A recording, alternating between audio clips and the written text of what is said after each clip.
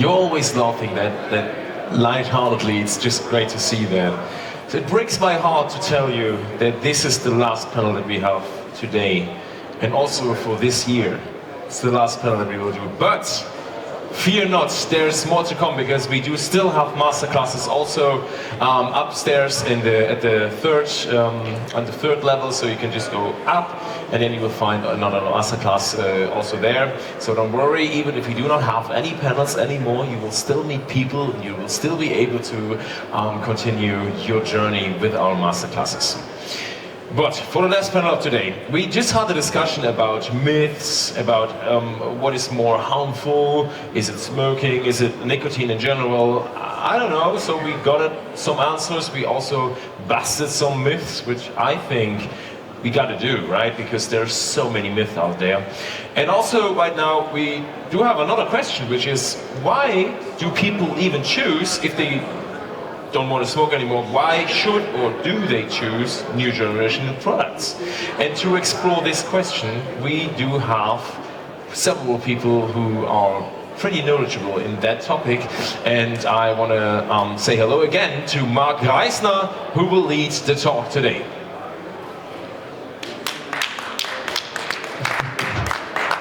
Thank you. Hello again. I learned something, don't trust the sparkling water bottles. Yeah, I'm happy to see you again, or the new ones. I didn't see a lot, but I think there are some.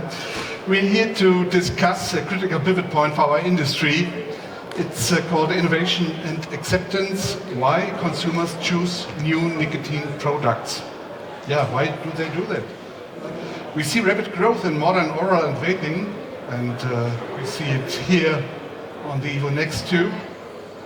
But let's be honest, acceptance is a moving target. We are balancing between high-speed innovations in formats and manufacturing, and the very real expectations of regulators and the public regarding safety and youth protection. To get to the heart of this, we have designed today's session as a kind of masterclass in 3 acts. We will start with three short firesides, 3 brief conversations, roughly 10 to 12 minutes each, and with 3 experts. And this allows us to dive deep into manufacturing, retail, and policy individually. And finally, of course, you will have the possibility to ask questions, and I will be more than happy if you do this. Before I bring up our first guest, let's test the room by show of hands. How many of you believe that consumer acceptance today is driven more by regulation and policy than by actual product innovation itself? Regulation and policy, please. Few, very few.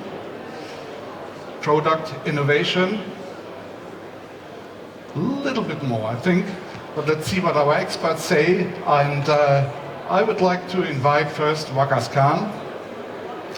Please join me on the stage.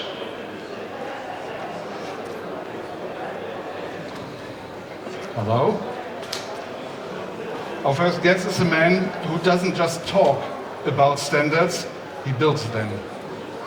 He has taken his company through the rigorous FDA acceptance process and created what many call, I have to read it, fully FDA compliant oral nicotine pouch manufacturing ecosystem. Please welcome the CEO of Clue Pouches, Waqas. Good afternoon, everyone, and thank you so much, sir, for the kind introduction. Waqas, from your vantage point, what truly counts as innovation in nicotine pouches today? Is it the product, the process, or maybe the proof behind it, the laboratory standards and so on? It's a very good opening question, and there's a lot of talk around innovation around white nicotine pouches right now. I believe what we see right now in the market is when it comes down to oral nicotine, people are still innovating or working around a lot of different formats. Some of them have like these strips now as well. You see these cotton-based products as well. I believe the format is already innovated, which is effective. If you look back, when cigarette was innovated, people were not trying to reinvent the wheel. So the format was there and delivery is effective. But like you said, there is a lot of innovation that goes around when it comes down to the processing of it, when it comes down to the manufacturing setup as well, when it comes down to different flavors as well. And you have to look at it in a way that one size does not fit all. So you have to keep on innovating for each and every market. We've seen this a lot, like a product which is very popular in one market. In Europe, people would introduce the same product in US and it would not work, right? Same goes for Africa as well. Like, you have to understand every market has a different consumer. They would have the same consumer profile, but the taste palette varies. For example, Europeans have a taste palette which is slightly on the saltier side. The North Americans have a taste palette which is slightly on the sweeter side. When you go to these markets in Africa, you would see how the flavors are being defined tend to differ as well. Like their mango is very different mango from the rest of the world. And then there's a lot of room around packaging as well that I can see. Like the world is moving towards sustainability, and I'm sure we're going to touch base upon these subjects later on as well. But those are the sides where there is still a lot of room for innovation, child-resistant packaging, some steps around sustainability. If you go to Nordic now, you would see these sewerage lines like getting clogged with nicotine pouches, right? So that's where the future is. But I believe, this is my personal opinion, the format is already established, and if you want to like focus more on innovation, these were the different elements that I would at least focus on rather than trying to reinvent the wheel. Okay, thank you. You already mentioned manufacturing process. You and your company have mastered the value chain from in-house pouching to moisture control. How does this, or how does the consumer actually feel versus how much is under the hood for long-term trust? What is more important? Great question. I mean, this whole journey started off with companies coming out with dry pouches, right? The market leader in US right now, which holds about 50% of the market share, is a dry product. And a lot of people tend to feel that the consumer is tilted towards a dry variant, which I feel is not correct. Like some companies came out with this format back in 2016, 2017, and I feel it was the era when vaping was becoming popular. Like products like Juul came out, like companies like BAT were launching Muse, and that's when we were seeing a mass transition out of combustible cigarettes. And then those markets started to get regulated, and the same consumer who was looking for, let's say, a flavor, a fruit flavor in 5% nicotine, and it was not available anymore, we call it a point of disruption. So you went into the store looking for a flavor or nicotine strength of their choice, they're not able to find it. They tried to go back to smoking cigarettes. Now cigarette did not do the trick for them anymore. They actually had a feel bad factor about it. That's where we saw half of them going to the illicit segment, and over the years we've seen the illicit segment within vape grown because of the lack of enforcement as well. And then half of them started coming towards the oral nicotine segment, right? So I think this is around 2019, 2020 where this category actually started become relevant. And that's where consumers started to prefer this product as the main delivery source. And that's when we found out they actually prefer a moist pouch. When it comes down to a moist pouch as well, I think there has to be a method behind madness. What a lot of companies started facing was that discoloration, right? Your different flavors would come out, right? It does not necessarily mean the pouch is getting expired, but your consumer prefers the white variant compared to a colored variant. And I think that's where a lot of work is. Still a lot of companies are trying to figure out. Of course, it's a lot more difficult. So it's not only the discoloration, then the second step comes towards the shelf life as well. When the product is dry, it has a longer shelf life. Like usually they would say around 2 years. When a product is moist, tend to have a shorter shelf life, right? Because at some point, the can starts losing moisture, right? And again, it would come down back to your first question around innovation, right? These cans, for example, you see does not have a seal right now. So it does not hold moisture that well. And that's what I think a lot of big players are trying to figure out now as well, like solutions around packaging that would preserve that shelf life better as well. Then we've also seen that different moisture levels come into play as well. I've seen a lot of players in the Nordic markets, for example, who keeps around 7 to 8% moisture, right? Because a lot of problems starts happening. You would not be able to seal it properly. Seal would open at some points as well. Discoloration that I mentioned as well. There's only a handful of brands that know how to keep a moisture. When it comes down to the consumer insights, it's very clear, it was very evident that they prefer a moisture somewhere between 35 to 45. And that's what we have tried to achieve as well. But of course, it's the whole process is proprietary, and it's not that simple. But the consumer preference is definitely towards a moist variant versus a dry. Mm-hmm. Okay. You and your company are setting global benchmarks. And what is the one minimum standard the whole industry should adopt to prove that these products are harm reduction indeed?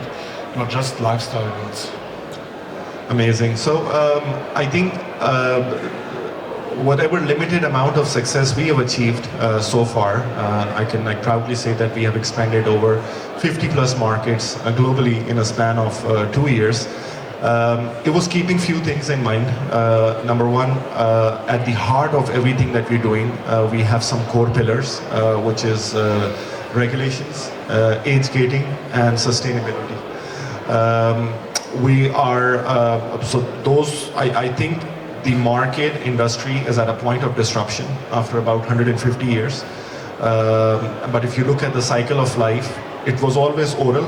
If you go like 200 years back as well, people were using nicotine for about thousands of years, but it was always oral. Then came in rolling machines and cigarettes kind of took over, and these 4 or 5 companies ruled the industry for about 150 years, right?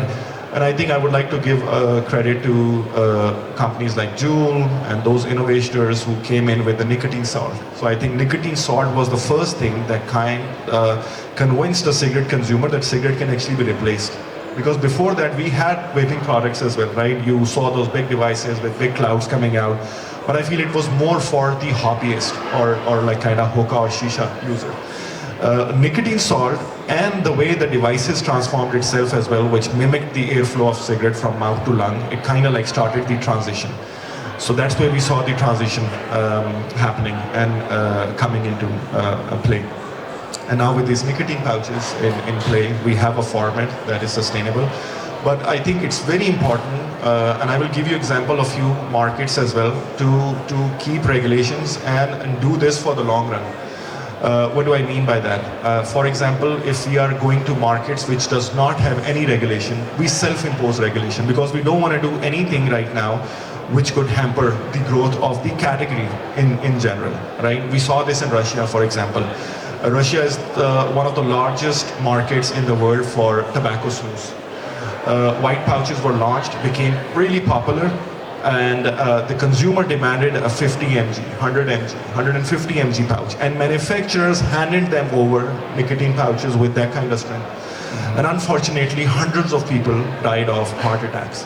The government did not know anything better, so they decided to ban the category altogether. So I believe Russia is one of the largest market for white nicotine pouches, but it's kind of unfair that the population is deprived of the most harm-reduced solution right now.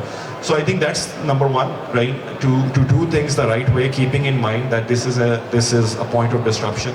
This is an industry that we need to protect, and consumers are going to use nicotine as an informed choice, but let them make. And secondly, higher strengths, for example, right? So we as a company decided not to produce anything beyond 20. Scientifically, it's proven anything beyond 20 mg is not safe. And whenever you've seen new entrants come into this category, they always start with lower strengths, right? US, which is a market that has evolved and it's in its 5th year now, right? It started with 3 and 6 mg, now it's between 6 and 9. 70% of the sales are still happening at 6. And if you're using the right ingredients, if you're using the right quality of nicotine, it gets the job done. So those are the things I'd be very careful about, right? At least we as a company have decided not to produce, irrespective of how lucrative the business looks, right? But we will not produce anything beyond 20. Working with those suppliers who have the right practices in place around sustainability, waste management, and all of that. I think that's the key, and that's what I've encouraged all my partners to do as well, and that's what we as an organization voice out actively as well. Okay, thank you. Last questions and a short answer, please. I think combustible cigarettes are the main competitors of your products. Can you imagine one concrete initiative the industry, your industry, should collaborate on in the next 12 months? I feel, again, this is my personal opinion and this is what I've seen, the reason why this category of white nicotine pouch is becoming relevant is not because of cigarette, it's becoming relevant because of the vape segment. The largest consumer that's coming into this category right now is your vape user. And the second largest consumer that's coming into this category is the snus user, right? And that tends to vary from markets to market. For example, I gave example of Russia. Russia is relevant because of the big snus population. US is relevant because of the disruption that happened because of vaping, and now they cannot find a vape of their choice. We see a lot of new entrants come in as well. We see cigarette smokers come in as well. But the mass audience, I feel, is the vape users. And I feel, again, need of the hour dictates that the governments, the manufacturers, the suppliers, they all work together to implement the right regulations, right? Because I see when vaping came in, everybody got scared, regulators got overprotected, and they implemented certain regulations which deprived any legit brands to come in and understand the game, and they did not have the bandwidth to enforce.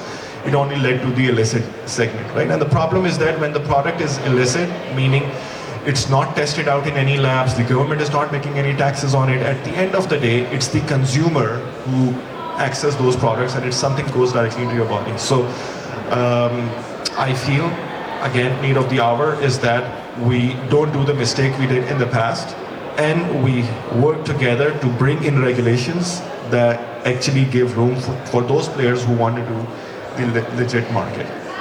Okay, thank you very much for now. You will remain here, please. Next, it's a pity to say that Farim got ill and lost his voice, but we have Vincent Reed, and please, I'll invite him onto the stage. He's from EPD, the booth over there,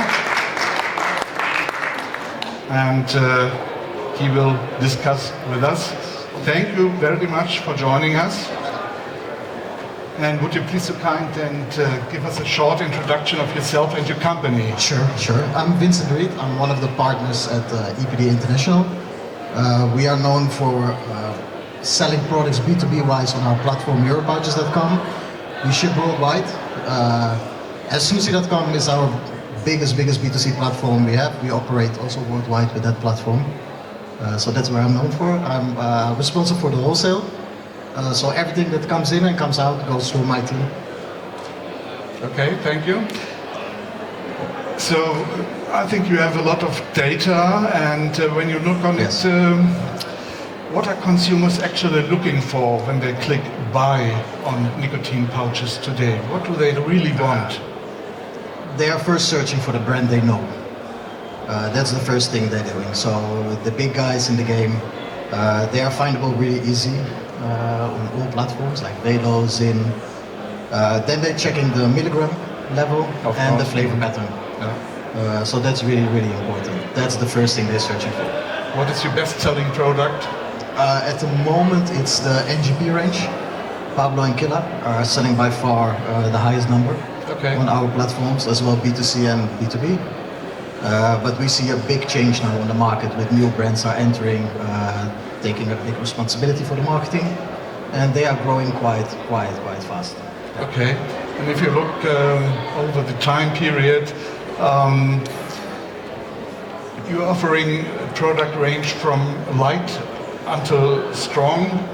Extremely strong. What usage patterns do you note? The market is changing really fast. So what we saw, of course, where the product started in Scandinavia and going down to the south of Europe, is the responsibility people are taking in using the products at the moment. So if you look at the milligram level that they are using in Scandinavia, is way lower than, for example, in the south of Europe. And that's just all education. People know what they are using, people know how it is to use a product responsibly.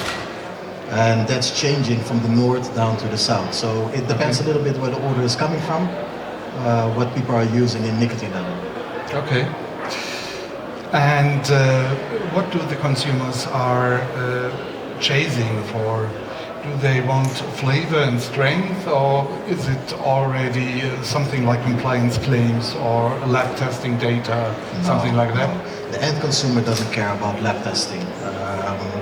It's mostly the strength that they are searching for. Yeah, 100%. So it's the strength. If you're used to a 40 milligram pouch, for example, the chance that you will use an 8 milligram pouch or a 6 milligram pouch is quite low.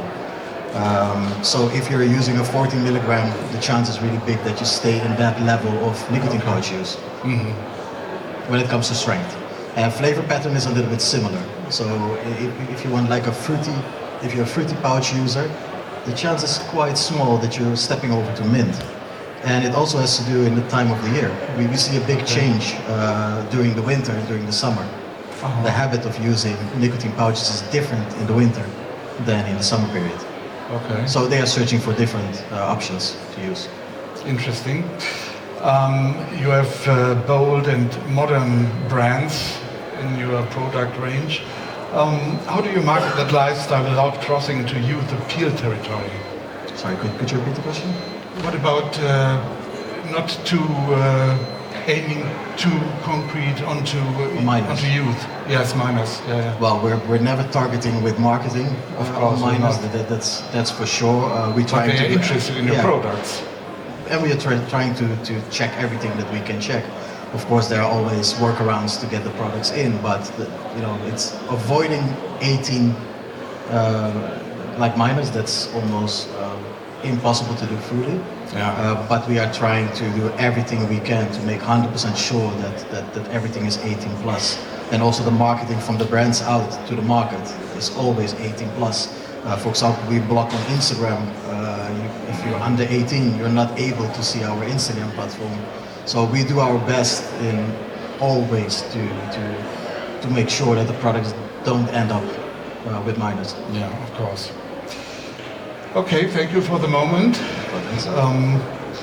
To round out our trio, we'll look at the social license to operate. Our final guest sits at the intersection of industry, public health, and politics in one of the world's most watched markets. Please welcome the Director General of UK VIA, John Dunne.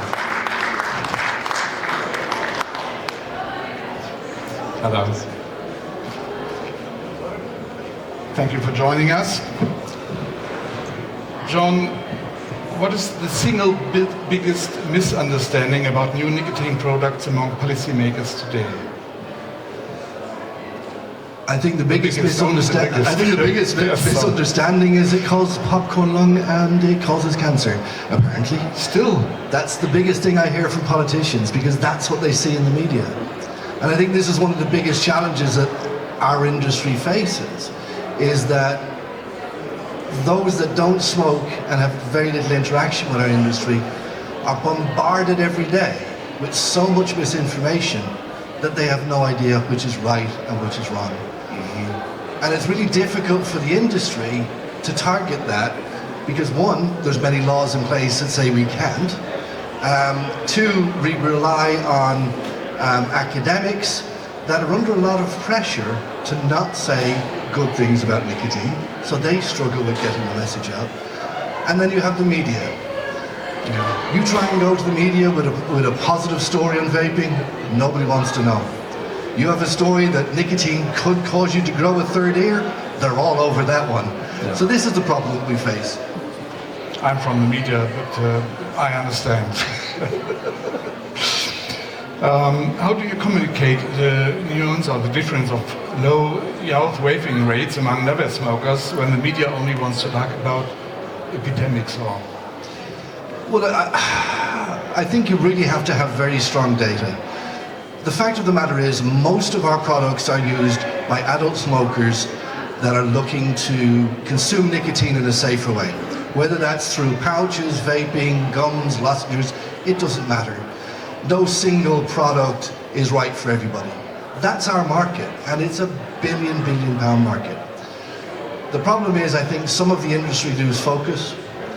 They think that, oh, well, it's a youth product, it's a trendy product, and that is where we get into trouble. Because when I talk to politicians, they absolutely get the harm reduction side, but you start going into the lifestyle choice, they start getting very uncomfortable with that. And I think a lot of that then goes back to misinformation as well, because they hear the same bad information on nicotine. So they go, oh, nicotine's addictive, nicotine causes this, that, and the other. No, it doesn't. It's habit forming, absolutely. But is it a harmful product in itself? No, it's a stimulant. And this is the hard debate we have with politicians. And absolutely, the youth uptake is a massive issue for us. I look back at the conversations that I was having in pre-2019, before the big disposable launch, and we had low youth uptake numbers, we had high success uptake with adults, and the governments love talking about it. When the taxes situation came up, oh, we need to raise taxes. Yeah, maybe we need to make it lower, because this is a really successful product. It's saving, in our case, the NHS, £100 million per year. But now that message is lost. And this is really frustrating for us. That's a pity, because there's not really a lack of evidence, but people are not open enough for data. I think you're not a friend of bans. Are there lessons from the vaping industry the nicotine pouches industry can use? I think they need to look at the mistakes that we've made and not to replicate those. So Waqas made, really good points. Nicotine levels, 20 milligram, they don't need to be higher than that, because higher than that causes problems. Look at how the product is marketing, the packaging that you use, the colors, all of these things. They need to be a adult-looking, adult-marketed product, and then you'll be safe. And I think the pouch industry is at a crucial point, because it was interesting, I had a conversation with a well-known MP in the UK the other day who is staunchly pro-vaping. She will get up in Parliament and will bang on about how wonderful vaping is. You mention pouches to her, and she goes absolutely insane. She hates them with a passion. Oh, really? And I tried to explain to her the other day, I said, so why do you hate them? And she's like, oh, well, children can hide them. It's really, discreet, and they're going to use them in classrooms. I said, no, they're not. And I said, and if they did, isn't that better than if they were smoking? And she's like, well, yeah. I said, so what's the problem? Now, absolutely, they should have that 18 plus age group, just like smoking. Of course. Because nobody wants kids to use it. But I'm a dad myself of two young adults. Am I going to stop them using nicotine if they want to? Now, luckily they don't. But it's not because they weren't around the product. I had free product all over my house. They could get it very easily, but they had no interest in it. So I think, education of young people is critical. Talking openly and honestly about nicotine and its effects is important, but also differentiating it from smoking cigarettes and consuming nicotine that way, because that is the issue. Smoking kills 50% of its users if they use the product as intended. Our products do not cause those issues in that type of numbers. Are they 100% safe? Absolutely not. But nothing we do in this world is 100% safe. And this is why I get really annoyed when I go on interviews on TV with doctors and things like that, and they go, ooh, I could never tell my patients to do that, they're not safe.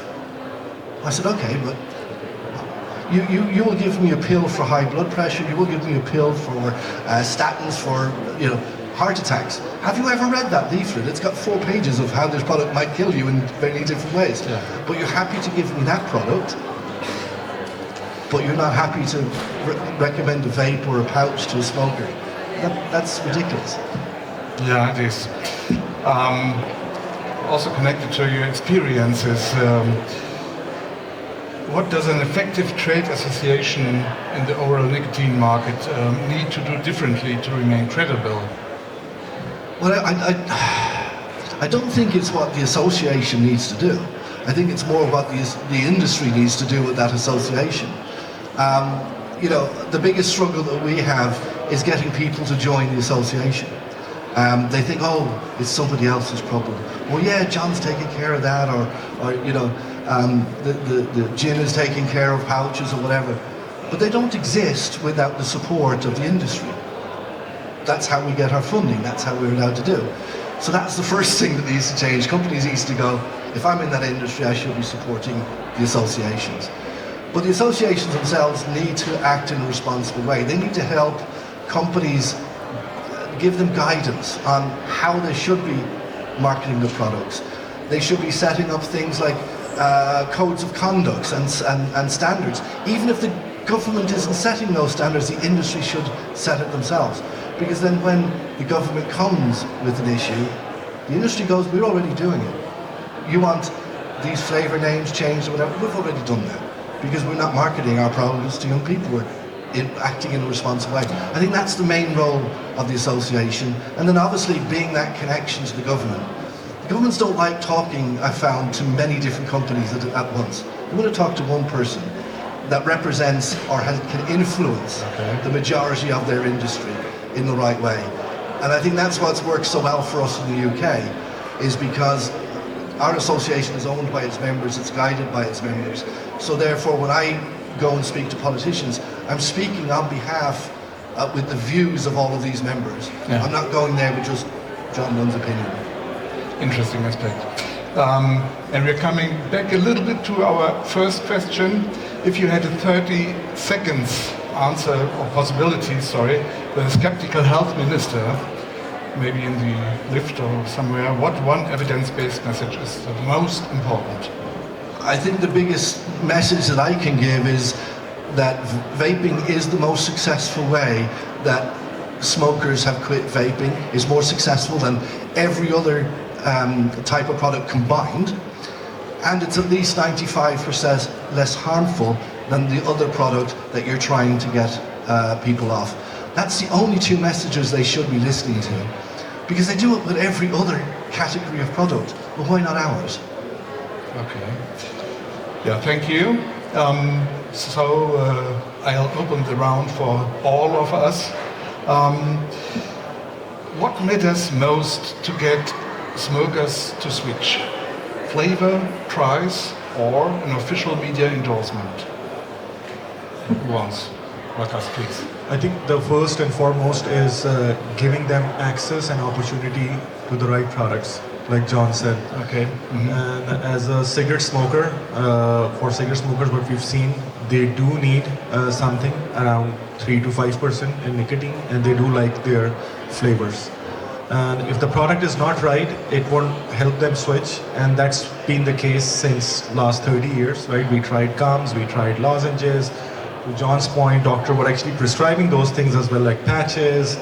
It didn't get the job done, right? So now you actually have product which has nicotine salt. That's the difference between freebase and nicotine salt. You have the product, you have the format. Need of the hour dictates that, and like our friend mentioned, consumer does not even understand the difference between regulated and non-regulated. So that's where governments can come in, regulate the markets, and make sure consumers actually can access the products which are harm reduced. Like you go to Singapore, and I was just having this conversation with somebody the other day, vaping is banned, pouches are banned, right? As a nicotine user, you are actually forced to smoke cigarette, right? Which is very unfair, in my opinion. So I think that's the most important piece for me, at least. Yes, you might know in Germany, pouches are not banned, but they are not allowed. And it's a very, very difficult situation, and they are used very often, but they are not officially allowed.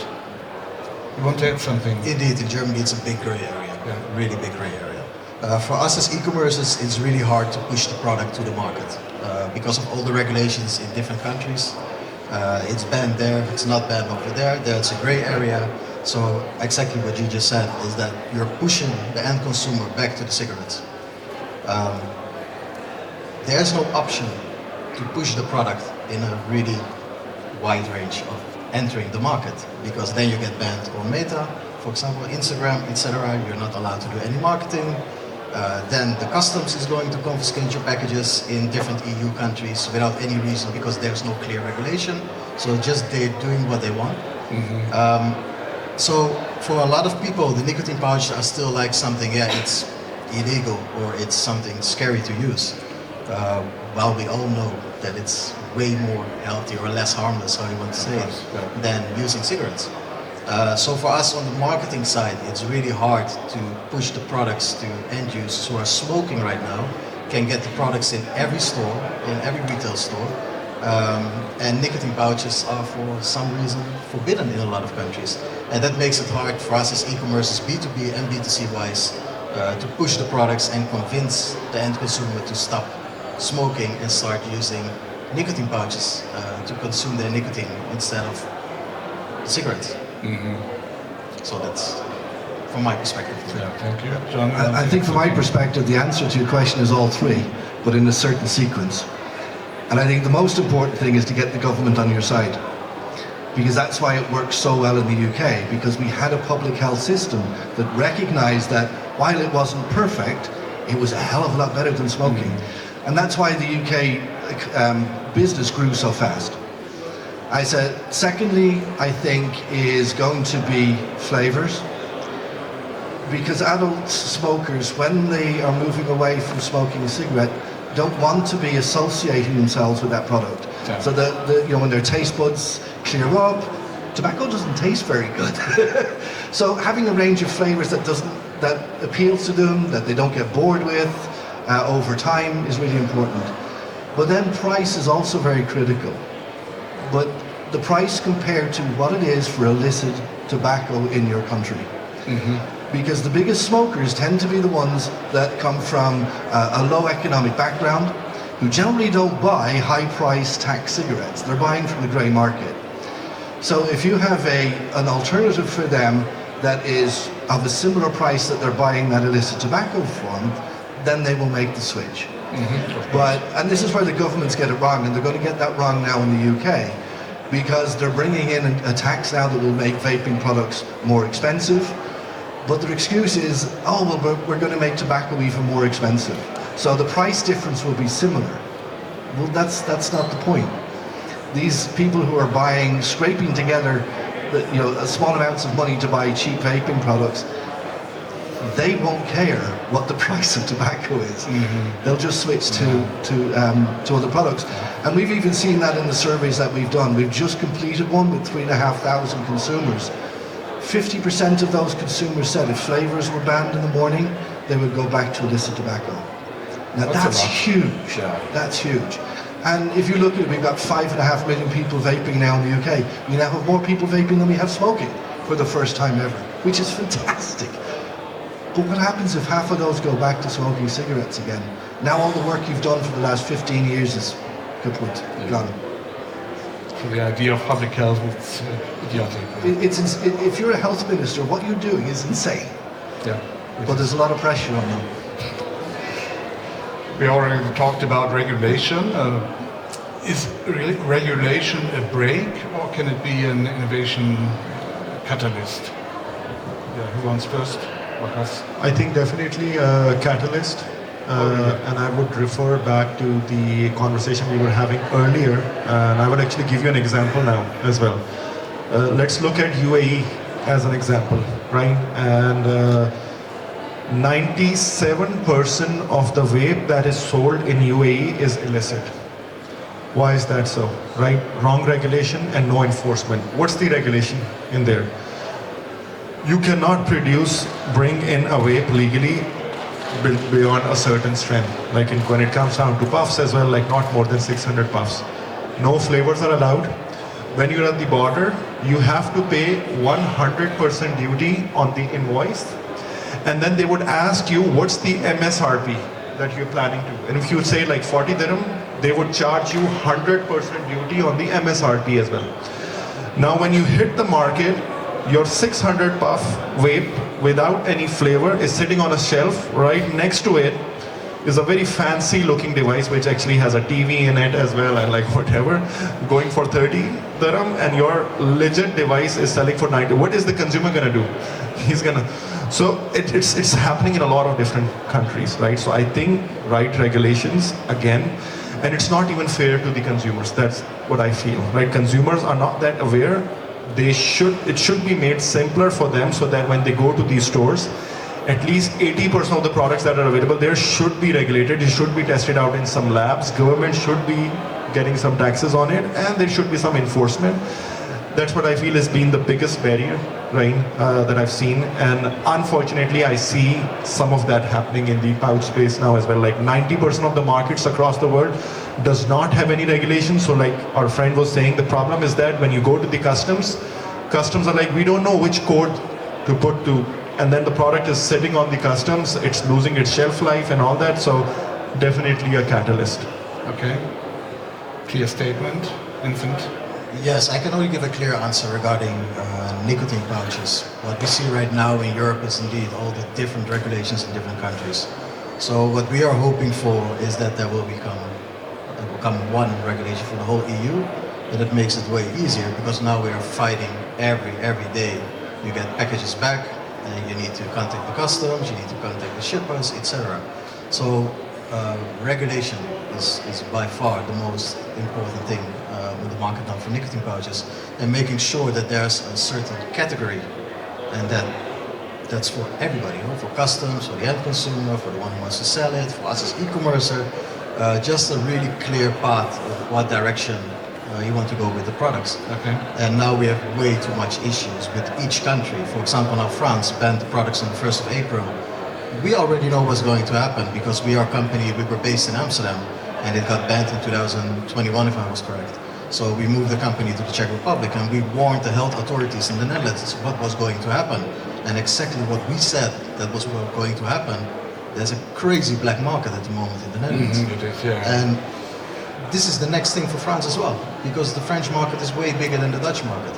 So all the bans and all the nonsense that's going on right now, instead of creating a regulation for the whole EU that every country needs to work with, that would be by far the best thing at the moment to make sure that the market is clear and clean for the rest of time that nicotine pouches will be sold. So that's my clear answer, I think. Yeah, thank you. John, you want to add something? Yeah, I think you know, governments in general are crazy if they think people are not going to use nicotine.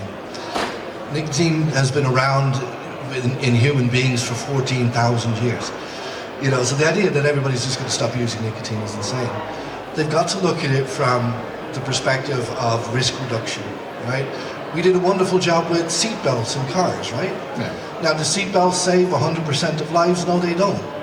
But you're far safer in a car with a seatbelt. They should be looking at these products with the same goggles. If we can get away from people from using nicotine in a harmful way and move them over to one that's less harmful, we save money, we get taxes on it. If the taxes are reasonable, the industry will grow, everybody's happy. And the consumers are getting a product that they want. And this is what governments really need to get into their mindset, rather than spending all of this money and effort on banning things when it doesn't work. All it does is it sends people either back to smoking, which is worse for them, or it sends them into a grey market and they have no idea what they're consuming. And that's going to somehow end up killing people. Okay. Coming back to the aspect of youth protection, should the industry do more for youth protection, strengthen something, or is it enough what they do right now? I think there's definitely a lot of room. A lot of people are talking about it as well. Like, for example, I talked about in pouches child-resistant packaging, right? I know a lot of countries are looking to implement it. I think it's the right move as well, and a lot of innovation is coming into play as well, which is innovation around packaging. Age gating is very important. We see new companies coming up with beautiful solutions, right, where you can automate a lot of this process as well. While I talked about the innovation within the category, there's this shift in the consumer mindset as well, where D2C, which is direct to consumer, is what we feel is the future of this category within the next 5 years or so.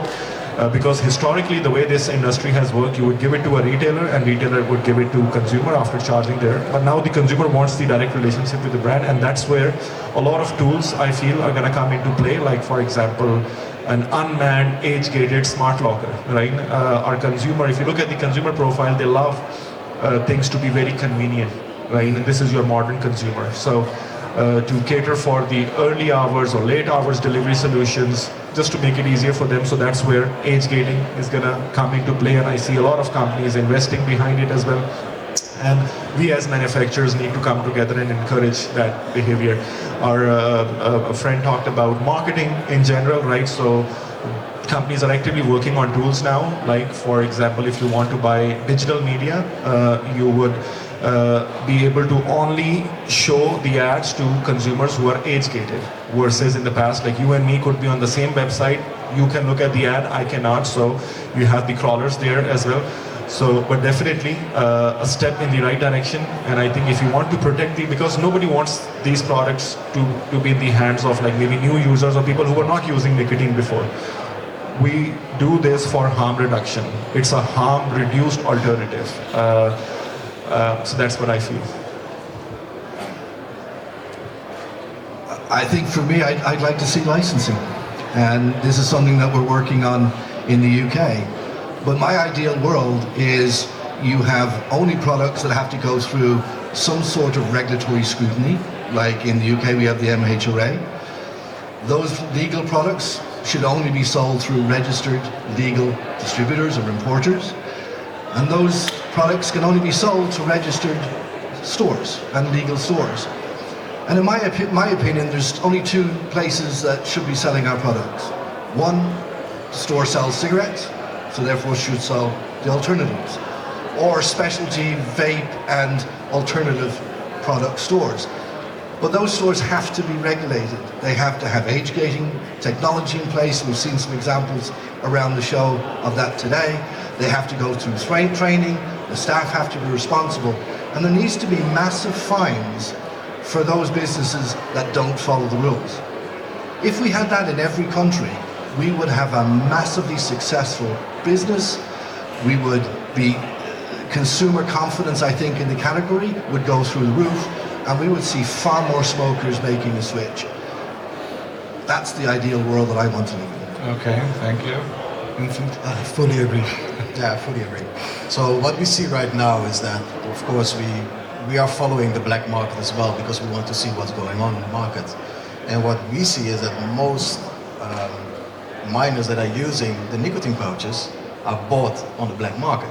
Mm-hmm. So it's like a circle. It's due to the ban that the black market exists at the moment. Mm-hmm. So the usage of products with minors is due to the ban that happened. Because most of the e-commerce platforms, they already taken their responsibility, or they're starting to take the responsibility to do age checks, to make sure that you're not able to see what I just said, like the meta, the social media, etc., etc. So indeed, what you just said is a really, really quite good idea to start working with some kind of, and educate the people. And that's really missing right now on the market. Yeah. People have no clue what they are buying. They have no idea. They have really no idea. Yeah. So yeah, I fully agree with what you just said. Okay, thank you. I want to open the floor. Are there questions to our experts? People are tired. Want to go out into the sun, maybe? There's none. So I think we are going to close this session. Thank you very, very much for being here. It was very interesting. We learned a lot, I think.